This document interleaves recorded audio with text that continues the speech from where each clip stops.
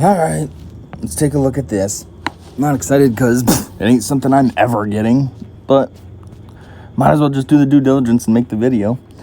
So, we got the developer insight on Executor.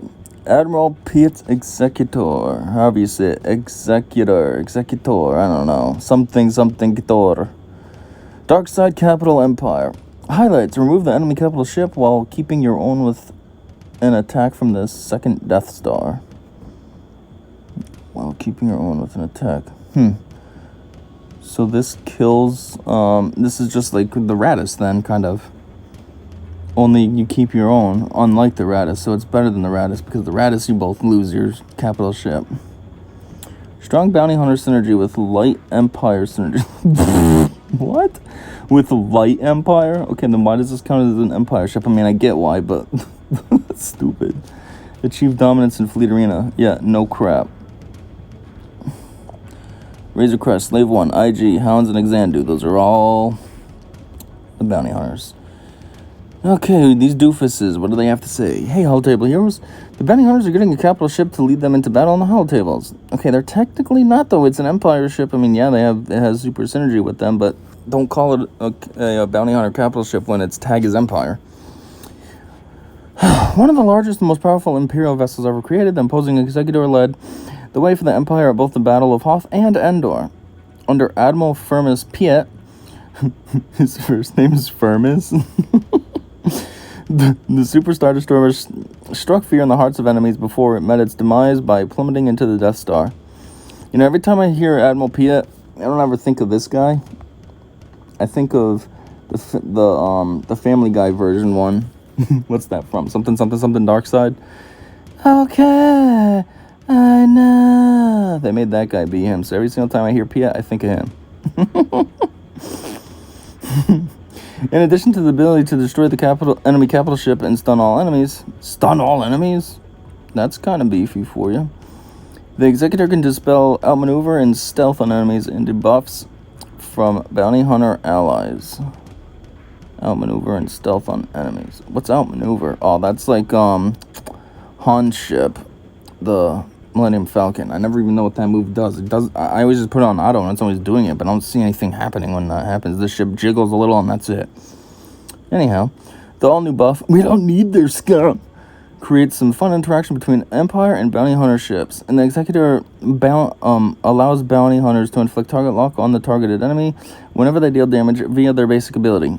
Breach synergy is abundant, as all bounty hunter allies are called to assist against an enemy with breach. Achieve dominance on the holotables by adding the Executor to your ship's roster through the all-new Journey Guide Fleet Mastery event. The basics. While Executor has the Imperial tag, no it doesn't, it has an Empire tag. This capital ship is primarily designed to lead a bounty hunter fleet. Executor can work well with Empire ships mixed in. While not as strong as bounty hunters, Empire ships can be used to fill out the rest of the fleet if you do not have enough bounty hunters. There's only 5 anyways. You can't fill out a whole fleet with just 5. You'd have 2 empty spots. Executor's kit interacts with Breach, which is one of the main mechanics for bounty hunter ships. Executor also relies on applying target lock for a kind of mini bounty hunter contract, which also adds some synergy with Empire ships that utilize target lock. Executor is absolutely massive, and the scale of Executor was a hurdle that we had to overcome when designing it. It's so big that the original model that was to scale was clipping into the planets in the background of fleet battles. We ended up using several Star Destroyers to help show how big this ship is without making it take up the entire screen during battle. Okay, we ended up using several Star Destroyers. Blah, blah. What? It's just a ship for your game. What? How are they having a hard time with... Whatever. Unique attributes. The Executor, I feel like I keep saying that wrong, is the first capital ship to have a crew ability that is comparable to a bounty hunter contract. This works particularly well with Razor Crest's crew ability that's also similar to a bounty hunter contract and can help trigger its payout quickly. The crew ability also allows bounty hunters to ignore taunt on crewless ships. There is no bounty on the heads of these nameless crewmen or droid pilots. The crew ability also allows bounty hunters to ignore taunt. I mean, yeah, that's true. It's just the ship. The best part of the Executor is the ultimate. The second Death Star appears, and you blow up the enemy's capital ship. Okay, they're talking about how this capital ship is so huge that they have to do all kinds of weird scaling to make it fit, so it's not clipping into the planets in the background and yada yada yada. How are you making the Death Star fit then? Unlike Raddus's Hollow's maneuver, you get to keep your capital ship while removing theirs. The first game since 2006's Star Wars Empire at War to provide players with a shoot the Death Star button, and it's as awesome as it sounds. Okay. Specifically, dispelling outmaneuver is a first for ships in general, but it's there mostly for flavor win. What? Inspiration. Executor first graced the screen in Empire Strikes Back. And yeah, same as something from the Family Guy one, so I was right. And then met its fate in Return of the Jedi. We pulled from both appearances in order to have the kit chock full of the appropriate flavor. Darth Vader definitely used non-imperial tactics in employing the bounty hunters, which we pay homage to with breach of protocol and unorthodox methods. The crew for the ship, Admiral Piett, famously declared how little he thought of bounty hunters.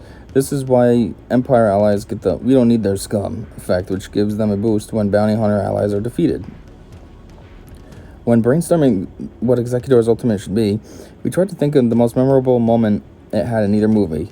While crashing into the Death Star was what we all thought of, it did inspire us to look deeper into its role at the Battle of Endor. While crashing into the Death Star. Duh, what would be good? I know. Strategy tips. Bounty hunters are the core of this fleet and directly interact with Breach, but you can use Empire ships to round out the fleet. Houndstooth has been a powerful ship in many fleets, but Executor helps shore up its weaknesses and counters that have been added to the game over time. What? Whatever. You have a tough choice between focusing on Breach or Target Lock. The cooldown reduction from Breach helps you get to the extremely powerful ultimate faster, but Target Lock helps the Executor fulfill its contract. Completing the Executor crew's contract allows the Razor Crest to trigger its crew ability very quickly, and then the additional speed that Razor Crest provides all bounty hunter allies will allow the fleet to quickly reduce the cooldown of Executor's ultimate afterwards. Additionally, fulfilling the Executor's Target Lock contract applies Breach and Target Lock permanently to all enemies, which immediately reduces the ultimate's cooldown. And after the cooldown will be reduced even further anytime an enemy ship reinforces.